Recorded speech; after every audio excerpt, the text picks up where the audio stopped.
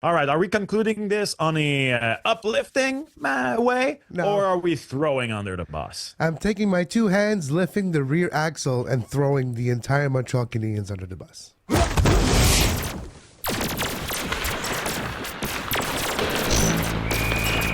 Oh my God. I am stating right now that as of this moment, the Montreal Canadiens rebuild does not pass. It's not a passing grade. It is a failure at the moment we are speaking. There's a lack of education, a lack of growing happening in this team. Yes, you got a lot of good pieces. You got maybe three good defender for the future, a few attack forwards for the future. Goalie, I'm not convinced yet that anyone really is the number one worthy. But when I look at the entirety of the organization, from top to bottom, head coach especially, surrounding the head coach, and how the growth curve has gone, to me, it's actually going downwards. Last night, I was working on a game and I had to do a research. The amount of, like right now, they're on a 2-game winning streak. It happened 15 times under St. Louis that they won 2 games in a row. 3 games, it happened only 3 times. And then 5 games once. There's a lack of winning mentality. Players are not angry that they're losing games. Oh, it's part of the process, We're trusting the process. Look at the Philadelphia 76ers. Are they trusting the process right now? No. They're this close to firing everybody. And I do believe when we look at Montreal Canadiens, there's a lack of team unity. There's a lack of team mentality. They're not necessarily there in a way to make each other better. You got one of the top 5 goal scorers and you're still one of the worst teams in your own division. To me, that's an indication that the team play is not more important than the individual play right now. And there's a lack of education from the coaching staff to the players, at least to make them better. You're supposed to coach up your team. And I don't feel like the Montreal Canadiens have been coached up since February 2022. Daph, do you agree with this statement? I would say, like, I totally agree with Kev. Like, we are not where we should be. I feel that we're standing still, even regressing at some point, at some times. And where we're looking at the stats, after 19 games, the Habs has worse statistics than the last 2 seasons at the same stage. And we're looking at the differential is worse. The global win, like we're 7-10-2. Last year we were 8-9-2, and 2022 and 2023 we were 9-9-1. So for me, 3 years later, you should be better, and you should not feel like you are standing still or even regressing. I'm not quite sure that I agree with the point that they're not a united team. I feel like this is what's been working for them, but we haven't found a winning formula, and we need to find ways to progress. And is it changing the way that I don't know what needs to change, but we need to find it, because you don't want to arrive at this point where you're like, we've asked people to be patient, but we haven't found the right way to do the rebuild, and we're going to fire everyone and try to start from scratch. Avery, from further away, do you see the Montreal Canadiens in a different light?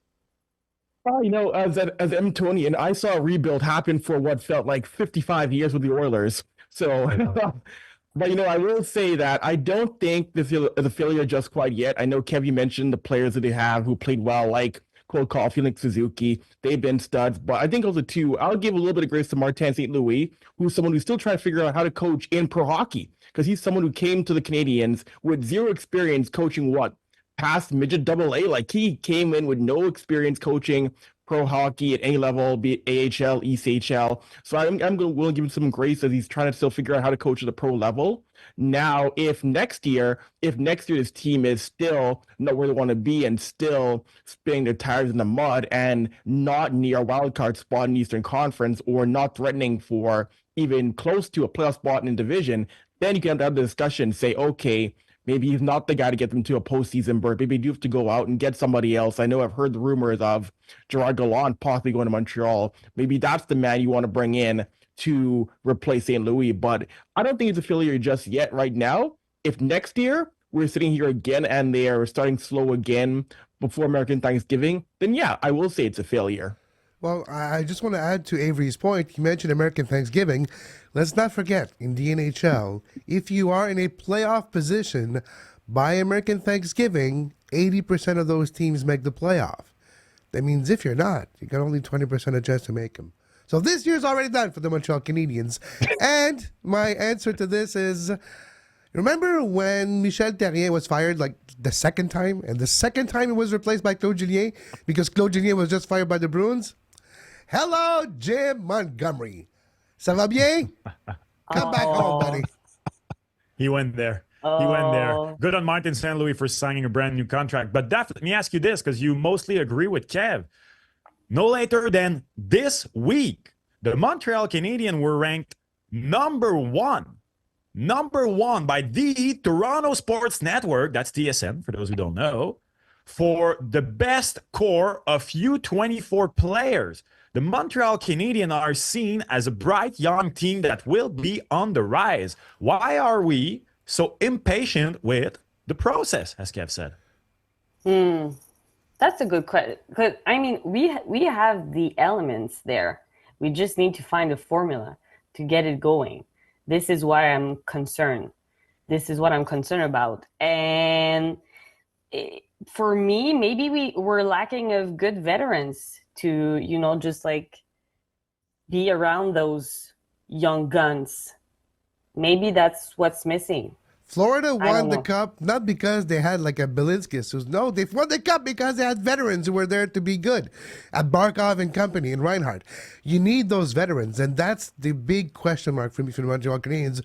Who are your skilled veterans that can show your skilled young players and prospect how to do that? It's one thing from the coach, but it has to come also from the players. Anyways, I can go on and on and on. That's my take. But you need to find the right fit. Yeah. But you're talking about Barkov. He made the playoffs once in his first 6 years in the league. He had to pay his dues to become that veteran. Maybe this is still the part where Montreal are in. But they're not even close on making the playoffs. That's the thing. They're not in the mix. Yeah. But do you think, Avery, I'm curious since you're further away again, Montreal Canadiens set the bar higher for themselves this year. They said, we want to be in the mix. Yes. Do you feel like if they had not set that bar as high as they did, maybe the expectations would have been lower and we would not be having this discussion right now? Probably. Because, when you go out there and when you do say, this is our standard, this is where we are, everybody's going to say, okay, well, why aren't you at that? So, you do put pressure on yourself to then be a team that should be contending for a playoff spot, that should be able to get things going in November, December. So, if you didn't say that, people aren't going to assume, okay, they're going to be a playoff team. If you say that, the pressure is absolutely on from the players to the coaching staff to the GM and front office in Montreal.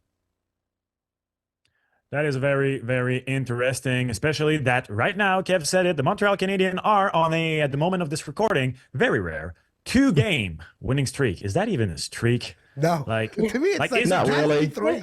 It's the same thing in music. Is a duo a band? It's a duo. Yeah. So is 2 games a streak? There's an expression in English to say 3 is company, 2 is a couple. So there you go. And these are kind of, the things that you're saying to yourself to convince you that you're going in the right direction, in the right way. Is that what we call manifesting? Something like that? Absolutely. Martin says can't use right now. Saying, look, I'm on a winning streak. Don't fire me. We got 2 games in a row. We're good. Maybe during the summer he can go to where Jonathan Taves went in India looking for, maybe solutions or manifesting whatever, having his guru. Maybe it will help. Yeah, we do wish Jonathan Taves health and safety.